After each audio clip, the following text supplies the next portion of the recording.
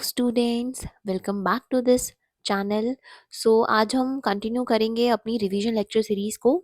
आपको याद होगा मैंने इसके पहले वाले लेक्चर में क्लास 10th की जो आपकी सिविक्स की बुक है, एनसीईआरटी बुक्स, उसका चैप्टर 1 पावर शेयरिंग का रिवीजन लेक्चर जो है वो अपलोड कर दिया है।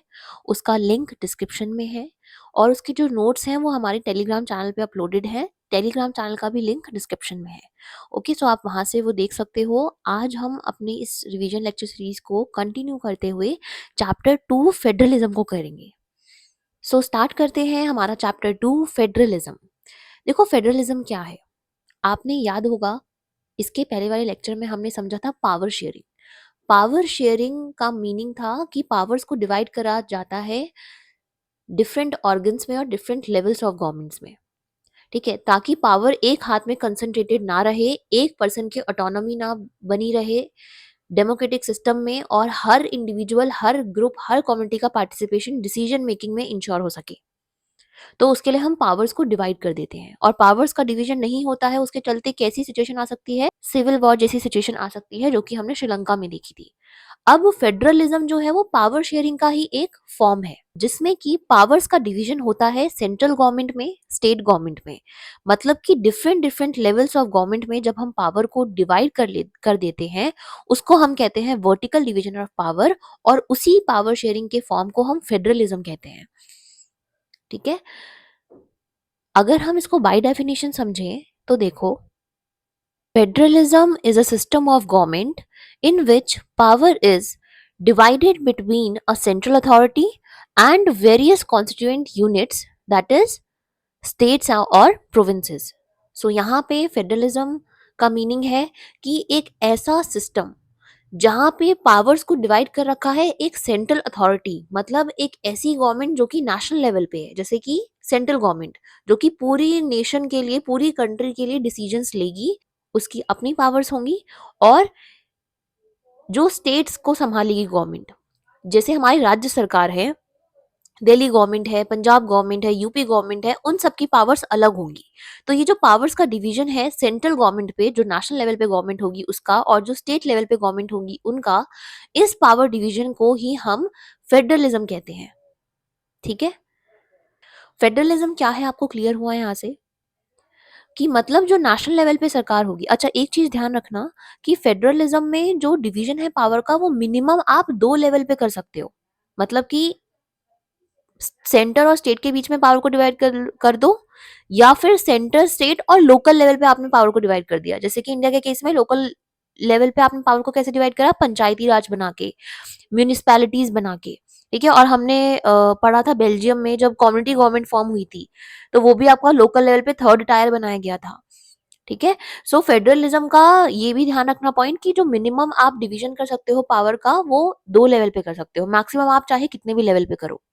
ठीक है, तो इसमें ये वही लिखा हुआ है कि सेंटर अथॉरिटी होगी एक, नेशनल लेवल पे एक गवर्नमेंट होगी जिसके अपने सब्जेक्ट्स होंगे, अपने दायरे होंगे कायदे कानून बनाने के। जैसे कि इंडिया के केस में सेंट्रल गवर्नमेंट जो है हमारी, जिसको हम यूनियन गवर्नमेंट भी कहते हैं, वो डिफेंस के पर्पस पे, ठीक है, फॉरेन अफेयर्स का कोई पर्पस है, ठीक है, बैंकिंग से रिलेटेड, इन पे लॉज बना सकती है। लेकिन जो स्टेट गवर्नमेंट है उसके सब्जेक्ट्स अलग हैं। ठीक है, वो हो सकता है पुलिस को लेके, पब्लिक हेल्थ से रिलेटेड कोई लॉ बनाना है, ठीक है, एग्रीकल्चर से रिलेटेड कोई लॉ बनाना है, तो उस पे स्टेट गवर्नमेंट बनाएगी। ठीक है, इनके इसी, सो ये जो डिवीजन हमने कर दिया सब्जेक्ट्स का, ये जो डिवीजन हमने कर दिया पावर का, कि आपने डिसाइड कर दिया कि ठीक है आपको इस पर्टिकुलर सब्जेक्ट पे लॉ बनाना है, आपको इस पे बनाना है, इसी को हम कहते हैं फेडरलिज्म। इतना क्लियर हुआ? नेक्स्ट देखो, व्हाट इज फेडरलिज्म। फेडरलिज्म आपको अभी ऊपर समझ आ गया कि क्या सिस्टम ऑफ गवर्नमेंट है। ठीक है, अब व्हाट इज फेडरलिज्म को हमें कॉन्ट्रास्ट से समझना है। कॉन्ट्रास्ट किसका? बेल्जियम एंड श्रीलंका का। Let's contrast between Belgium and Sri Lanka. Federal country, unitary country. देखो, लास्ट चैप्टर में हमने ये समझा था कि पावर को शेयर करना क्यों जरूरी है, और इसके लिए हमने 2 केस स्टडी पढ़ी थी, एक थी बेल्जियम की, एक थी श्रीलंका की। बेल्जियम में हमने देखा था कि कॉन्फ्लिक्ट ना हो, कम्युनिटीज आपस में लड़े ना, मेजोरिटी माइनॉरिटी का ऐसा कोई ये ना हो कि कल को नेग्लेक्टेड फील करे कोई, उसके चलते बेल्जियम में कॉन्स्टिट्यूशन में पावर्स को सेंट्रल गवर्नमेंट से रिड्यूस करके स्टेट गवर्नमेंट को दिया गया। मतलब सेंट्रल गवर्नमेंट की कुछ पावर्स को कम करके स्टेट गवर्नमेंट्स को थोड़ी इंडिपेंडेंस दी गई कि ठीक है, आप भी जो है अब अपने रीजन को रेगुलेट करने के लिए पावर्स को एक्सरसाइज कर सकते हो, लॉज बना सकते हो। जैसे बेल्जियम में कम्युनिटी गवर्नमेंट का कॉन्सेप्ट आया कि जो डच है, फ्रेंच है और जो जर्मन स्पीकिंग है वो अपनी अपनी कम्युनिटी की गवर्नमेंट इलेक्ट कर सकते हैं, और वो कम्युनिटी की गवर्नमेंट वहाँ पे उनकी लैंग्वेज को, उनके कल्चर को कंट्रोल करेगी, मैनेज करेगी, है ना। और उसमें ये भी था, बेल्जियम ने ये भी कॉन्स्टिट्यूशन में चेंजेस करे थे कि जो स्टेट गवर्नमेंट है वो सेंट्रल गवर्नमेंट की सबॉर्डिनेट नहीं रहेगी। तो ये बेल्जियम क्या कर रहा था, बेल्जियम ने ये जो मॉडल अडॉप्ट करा था पावर शेयरिंग का, ये फेडरल मॉडल था, ये फेडरलिज्म को उसने अडॉप्ट करा था। ऑल्दो बेल्जियम में पहले भी रीजनल गवर्नमेंट्स, मतलब कि स्टेट गवर्नमेंट्स एग्जिस्ट करती थी, लेकिन उनके पास पावर्स इतनी नहीं थी, उनकी पावर्स को कभी भी विड्रॉ कर लिया जाता था सेंट्रल गवर्नमेंट के द्वारा। लेकिन 1993 में कुछ ऐसे चेंजेस करे गए कॉन्स्टिट्यूशन में बेल्जियम के, जिसमें कि सेंट्रल गवर्नमेंट की पावर्स को रिड्यूस करके स्टेट गवर्नमेंट को दिया गया, और एक यूनिटरी सिस्टम से फेडरल सिस्टम बना। सो वही सेम चीज यहाँ पे लिखी है, Belgium reduce the power of it's central government and gave constitutional independent powers to regional government, and in 1993 it become a federal country। ठीक है, बेल्जियम ने पावर्स को, जो सेंट्रल गवर्नमेंट की पावर्स है उसको रिड्यूस करा और इंडिपेंडेंट पावर्स दी स्टेट गवर्नमेंट्स को, रीजनल गवर्नमेंट्स को, और इन पावर्स का डिवीजन उसने अपने कॉन्स्टिट्यूशन में लिख दिया। और इसीलिए हम ये भी कहते हैं कि जो बेल्जियम है उसका, कि बेल्जियम जो है उसने ट्रांसफॉर्म करा अपना यूनिटरी सिस्टम से फेडरल सिस्टम की तरफ, क्योंकि वही चीज हमने समझी थी कि भले ही रीजनल गवर्नमेंट वहां पे पहले एग्जिस्ट करती थी, कॉन्स्टिट्यूशन में अभी लिखा नहीं गया था डिवीजन प्रॉपर तरीके से, उससे पहले भी रीजनल गवर्नमेंट एग्जिस्ट करती थी, बट वही सेंटर ज्यादा पावरफुल था, सेंट्रल गवर्नमेंट ज्यादा पावरफुल थी, जिसके चलते रीजनल गवर्नमेंट के पास पावर हो या ना हो एक बराबर है। ठीक है, पावर होना ना होना एक बराबर है। तो वही उसी को हम कह रहे हैं यूनिटरी सिस्टम। यूनिटरी सिस्टम क्या होता है, अभी आप श्रीलंका के केस में समझोगे यूनिटरी कंट्री या यूनिटरी सिस्टम। तो यूनिटरी सिस्टम क्या होता है, जब हम कह रहे हैं कि बेल्जियम ने ट्रांसफॉर्म करा अपने आप को यूनिटरी सिस्टम से फेडरल सिस्टम की तरफ, तो फेडरल सिस्टम तो समझ आ गया, पावर का डिवीजन है मिनिमम 2 लेवल ऑफ गवर्नमेंट और more than 2 level of government में। लेकिन यूनिटरी सिस्टम क्या होता है, यूनिटरी सिस्टम का मतलब ये होता है कि जहाँ पे सेंट्रल गवर्नमेंट के हाथ में सारी पावर होती है। ठीक है, सेंट्रल गवर्नमेंट के हाथ में सारी पावर होना, और भले ही state government, regional government exist कर रही हैं, सेंट्रल गवर्नमेंट उनसे सुप्रीम रहेगा। सेंट्रल गवर्नमेंट जो है कोई भी लॉ ऑर्डर पास करके उनकी पावर्स को विड्रॉ कर सकता है, जो रीजनल लेवल पे गवर्नमेंट है उनकी पावर्स को विड्रॉ कर सकता है सेंट्रल गवर्नमेंट। ठीक है, तो उस सिस्टम को हम कहते हैं यूनिटरी सिस्टम। तो बेल्जियम में पहले यूनिटरी सिस्टम था, बट 1993 में वो फेडरल कंट्री बना, फेडरल सिस्टम को अडॉप्ट करा। और यूनिटरी कंट्री का एग्जाम्पल क्या है, श्रीलंका। तो अगर हम श्रीलंका को समझें तो उसमें हमने देखा था लास्ट चैप्टर में ही, जब हम पावर शेयरिंग कर रहे थे, जब हमने श्रीलंका की केस स्टडी पढ़ी थी, तो उसमें हमने देखा था कि सिन्हाला जो थे वो मेजोरिटी में थे। श्रीलंका को जब इंडिपेंडेंस मिली तो सिन्हालाज ने अपनी मेजोरिटी के बेसिस पे अपनी सरकार बना ली। उसके बाद उन्होंने मेजोरिटेरियन पॉलिसी लेना शुरू करा, जिसकी वजह से तमिल स्पीकर जो माइनॉरिटी परसेंटेज में थे श्रीलंका में, उनको नेग्लेक्टेड फील हुआ, उनको इक्वालिटी नहीं मिली, एजुकेशन और जॉब्स की बेसिस पे जो अपॉर्चुनिटीज थी उनको वो नहीं मिली तमिल स्पीकर्स को, तो उनको नेग्लेक्टेड फील हुआ, जिसकी वजह से एक सिविल वॉर तक की सिचुएशन वहां पे क्रिएट हो गई थी श्रीलंका में। आप कमेंट सेक्शन में बताएंगे कि श्रीलंका को इंडिपेंडेंस कब मिला था, कौन से ईयर में। बहुत अच्छा एमसीक्यू का क्वेश्चन बन सकता है इसमें से, आप उसको कमेंट सेक्शन में बताइए। हमने लास्ट लेक्चर में भी वो कवर करा था कि श्रीलंका को इंडिपेंडेंस कब मिला था। ओके, सो श्रीलंका में क्या हुआ था, जब सन्हालास ने अपनी सरकार बना ली, वो मेजॉरिटी परसेंटेज में थे, तो उन्होंने ऐसी मेजॉरिटेरियन पॉलिसीज ली जो उनको फेवर करे, उनके ग्रुप को फेवर करे।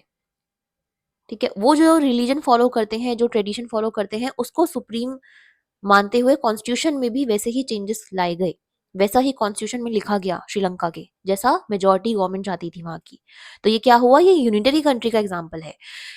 तो ये क्या हुआ, ये यूनिटरी सिस्टम का एग्जांपल है कि श्रीलंका में जितनी भी पावर थी, all major power with the central government, central government वहां पे कौन थी, सिन्हालास की जो गवर्नमेंट थी, and continues to be a unitary country. अभी भी वहां पे इस चीज को लेकर कॉन्फ्लिक्ट चलता है, जो तमिल लीडर्स हैं वो चाहते हैं कि श्रीलंका में फेडरल डिवीजन हो जाए पावर्स का, पावर्स को डिवाइड कर दिया जाए तमिल स्पीकर्स में, तमिल स्पीकिंग पॉपुलेशन में, और जो सिन्हालीज हैं वो अपना एरिया कंट्रोल करें, अपने कम्युनिटी को कंट्रोल करें, रूल्स रेगुलेशन बनाए, हमें हमारी पावर्स दे दो, तमिल्स कह रहे हैं।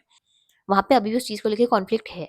और श्रीलंका यूनिटरी कंट्री में आता है क्योंकि वहाँ पे जितनी भी पावर है वो एक नेशनल लेवल पे जो गवर्नमेंट है, जो सेंट्रल लेवल पे गवर्नमेंट है, उसके हाथों में है। ठीक है, समझ आया इतना? Federal country, unitary country. ठीक है, दोनों कॉन्ट्रास्ट समझ आए। सो इस स्लाइड को एक बार समराइज करते हैं। इसमें हमने व्हाट इज फेडरलिज्म को समझने के लिए दो कंट्रीज के कॉन्ट्रास्ट को समझा, जो कि हमने लास्ट चैप्टर में भी पढ़ा था पावर शेयरिंग में। हमने देखा था कि बेल्जियम में कैसे यूनिटरी सिस्टम से ट्रांसफॉर्म हुआ फेडरल सिस्टम में, क्योंकि उसने एक अच्छा पावर शेयरिंग का मॉडल अडॉप्ट करा, जहाँ पे सेंट्रल और स्टेट और जो रीजनल गवर्नमेंट्स की पावर्स हैं उनको डिवाइड कर दिया गया प्रॉपर वे में। ठीक है, और यूनिटरी कंट्री का एग्जांपल में हमने श्रीलंका देखा, जहाँ पे श्रीलंका में सिविल वॉर तक हो गई, उसके बाद भी श्रीलंका अभी भी एक यूनिटरी कंट्री है, जहाँ पे जितनी भी मेजर पावर है वो सेंट्रल गवर्नमेंट के हाथों में है। और अभी भी वहाँ पे तमिल लीडर जो है वो फेडरल सेटअप की डिमांड कर रहे हैं। ठीक है, अब जो हमें नेक्स्ट देखना है, अब अगर हम देखें इस स्लाइड में मैंने आपका यूनिटरी सिस्टम, फेडरल सिस्टम को एक डिफरेंशिएटेड फॉर्म में प्रेजेंट करने का ट्राई करा है। Direct MCQ question, 2 mark, very short answer question, even long answer question आपका पूछा जा सकता है। यहाँ पे मैं आपको यहाँ पे समझाती हूँ एग्जैक्टली क्या डिफरेंस है यूनिटरी सिस्टम में और फेडरल सिस्टम में। सबसे पहले हम यूनिटरी सिस्टम के फीचर्स को एक बार देखते हैं। First point, in unitary system either there is only one level of government or subunits are subordinate to central government। इसका मतलब क्या है? तो पहले पॉइंट का मतलब यही है कि यूनिटरी सिस्टम में या तो एक लेवल ऑफ गवर्नमेंट एग्जिस्ट करती है और उसी के हाथ में सारी पावर होती है। वो कौन सी लेवल ऑफ गवर्नमेंट है? Central government. मतलब नेशनल लेवल पे एक गवर्नमेंट एग्जिस्ट करेगी और उसके हाथ में सारी पावर कंसंट्रेटेड होगी। और इन केस अगर यूनिटरी सिस्टम में सेंट्रल गवर्नमेंट के साथ साथ लोकल लेवल पे भी गवर्नमेंट बनाई जाती है, तो वो सारी लोकल लेवल पे जो गवर्नमेंट बनाई गई है वो सब सबऑर्डिनेट रहेंगी सेंट्रल गवर्नमेंट के, वो सब सेंट्रल गवर्नमेंट के ही इंस्ट्रक्शंस को मानेंगी। ठीक है, पहला पॉइंट क्लियर हुआ। Second point, central government can pass and orders to the provisional और the local government. Central government जो है वो ऑर्डर्स पास कर सकता है, इंस्ट्रक्शंस पास कर सकता है उन गवर्नमेंट्स को जो कि लोकल लेवल पे बनी है। तो यहाँ पे पावर किसके हाथों में दिख रही है आपको ज्यादा? जो सेंटर पे सरकार बनाई गई है, जो पूरे कंट्री के लिए जो एक गवर्नमेंट बनाई गई थी सेंट्रल गवर्नमेंट, उसके हाथों में सारी पावर का कंसंट्रेशन होता है यूनिटरी सिस्टम में। और जितने भी नीचे के लेवल पे और जितने भी लोकल लेवल पे, स्टेट के लेवल पे गवर्नमेंट बनाई जाती है, उन सबको सेंट्रल गवर्नमेंट की बात माननी होती है। ठीक है, मतलब इसको ऐसे समझो कि सेंट्रल गवर्नमेंट जो है वो लोकल गवर्नमेंट्स को बोलती है कि आपके पास ये सब्जेक्ट है, आप इस पे लॉ बनाओ क्योंकि हम कह रहे हैं आपको, और हम चाहे तो कल आपसे ये पावर विड्रॉ भी कर सकते हैं। ठीक है, सो यूनिटरी सिस्टम में जितनी भी पावर होती है वो सेंट्रल गवर्नमेंट के हाथों में होती है, और बाकी जितनी भी गवर्नमेंट एग्जिस्ट करेंगी वो सब सेंट्रल गवर्नमेंट के सबऑर्डिनेट होंगी in the unitary system. Clear हुआ? फेडरल सिस्टम देखो, बट फेडरल सिस्टम में चीजें बहुत डिफरेंट हो जाती हैं। ठीक है, देखो usually a federation has 2 level of government. अभी हमने ऊपर समझा था कि जब भी फेडरल सिस्टम होगा, जिस भी कंट्री ने फेडरल सिस्टम को अडॉप्ट करा है, वहां पे मिनिमम 2 लेवल ऑफ गवर्नमेंट होगी। एक नेशनल लेवल पे जिसको हम सेंट्रल गवर्नमेंट कह रहे हैं, और एक रीजनल लेवल पे या स्टेट्स में जिसको हम स्टेट गवर्नमेंट कह रहे हैं। ठीक है, इंडिया के केस में चीजें अलग हो जाती हैं। इंडिया ने 3 लेवल ऑफ गवर्नमेंट्स को यहाँ पे फेडरल सिस्टम में अडॉप्ट करा है, central government, state government and local government, that are Panchayati Raj institutions and municipalities. ठीक है, जिसको हम लोकल गवर्नमेंट भी कह रहे हैं। तो यहाँ पे आपको एक चीज समझनी होगी, ध्यान रखनी होगी कि फेडरेशन में मिनिमम 2 लेवल ऑफ गवर्नमेंट हो सकते हैं, और 2 से ज्यादा कितने भी आप रख सकते हो। ठीक है, बट मिनिमम 2 होने चाहिए। एक, और वहां यहाँ पे 2 का एग्जाम्पल दिया है कि एक जो होगा वो एंटायर कंट्री के लिए होगा, दैट इज नेशनल गवर्नमेंट, जो सेंट्रल गवर्नमेंट है वो, जो कि रिस्पॉन्सिबल होगा for few subjects of common interest. जैसे कि इंडिया के केस में अगर हम देखें तो नेशनल लेवल पे जो सरकार बनी है सेंट्रल गवर्नमेंट, वो आपका ऐसे सब्जेक्ट्स पे लॉज बनाएगी जो कि पूरे नेशन के इंटरेस्ट में होंगे। ठीक है, जैसे फॉरेन अफेयर्स का होगा, कोई इंटरनेशनल रिलेशन का कोई इंटरनेशनल रिलेशन का कोई लॉ बनाना है, डिफेंस का कोई लॉ बनाना है। ठीक है, वो पूरे नेशन के इंटरेस्ट में है। नेशन के इंटरेस्ट में जो भी सब्जेक्ट होंगे जिन पे लॉ बनाया जाएगा वो सेंट्रल गवर्नमेंट बनाएगी। सेकेंड, प्रोविंसेस और states day to day administrating of their state. मतलब कि जो प्रोविंसेस लेवल पे या स्टेट लेवल पे जो स्टेट गवर्नमेंट होगी, वो रोजमर्रा के जो एडमिनिस्ट्रेटिव वर्क होते हैं उनसे रिलेटेड लॉज बनाएगी। जैसे कि कहीं पे अगर कॉन्फ्लिक्ट वाली सिचुएशन है किसी स्टेट में, तो पुलिस को ऑर्डर्स देने हैं, ठीक है, पुलिस से रिलेटेड कोई लॉ बनाना है तो वो स्टेट गवर्नमेंट का काम होगा। पब्लिक हेल्थ, जैसे कोविड का पेंडेमिक का जो इशू था, उससे रिलेटेड कोई रूल्स एंड रेगुलेशंस जारी करने हैं तो वो स्टेट गवर्नमेंट करेगी, तो वो स्टेट गवर्नमेंट करेगी वहाँ की, क्योंकि स्टेट गवर्नमेंट के पास कौन सा सब्जेक्ट है, पब्लिक हेल्थ का, तो उससे रिलेटेड वो लॉ बनाएगी, ठीक है। तो फेडरेशन में 2 लेवल ऑफ गवर्नमेंट होते हैं, एक लेवल जो होगा वो कंट्री के लेवल पे होगा, दैट इज नेशनल गवर्नमेंट, जो कि रिस्पॉन्सिबल होगी ऐसे सब्जेक्ट पे लॉ बनाने के लिए जो कि कॉमन इंटरेस्ट के होंगे, और दूसरा होगा प्रोविंसेस और स्टेट पे, जो कि डे टू डे एडमिनिस्ट्रेशन से रिलेटेड सब्जेक्ट्स पे लॉ बनाएगी, ठीक है। इतना क्लियर हुआ, आगे देखो। Both levels enjoy there powers independent of the other, मतलब कि सेंट्रल गवर्नमेंट और स्टेट गवर्नमेंट के जो सब्जेक्ट एरियाज है, कि सेंट्रल गवर्नमेंट के अपने दायरे हैं, अपने एरियाज हैं जिसमें वो लॉ बना सकता है, स्टेट गवर्नमेंट के अपने हैं, और ये दोनों पावर का जो डिवीजन कर रखा है ये इंडिपेंडेंट है, ठीक है, कोई भी एक दूसरे के इस एरियाज में इंटरवीन नहीं करेगा, ठीक है। सेंट्रल गवर्नमेंट ऐसा नहीं है कि स्टेट गवर्नमेंट के सब्जेक्ट पे लॉ बना सकता है, नहीं, वो सब्जेक्ट डिवाइड कर दिए गए हैं, दोनों के पास अपनी अपनी पावर है लॉज को, रूल्स को बनाने के लिए, ठीक है। Next, central government can not order state government to do something. अब देखो यहाँ पे एकदम डिफरेंट हो रहा है, जैसे यूनिटरी सिस्टम में क्या था कि सेंट्रल गवर्नमेंट इंस्ट्रक्शंस देता था लोकल गवर्नमेंट को, प्रोविजनल लेवल पे जो गवर्नमेंट है कि आपको ऐसा ऐसा काम करना है, ये लॉज बनाने हैं, लेकिन यहाँ पे सेंट्रल गवर्नमेंट किसी भी तरीके से स्टेट गवर्नमेंट को ऑर्डर्स नहीं दे सकता है, किसमें, फेडरल सिस्टम में।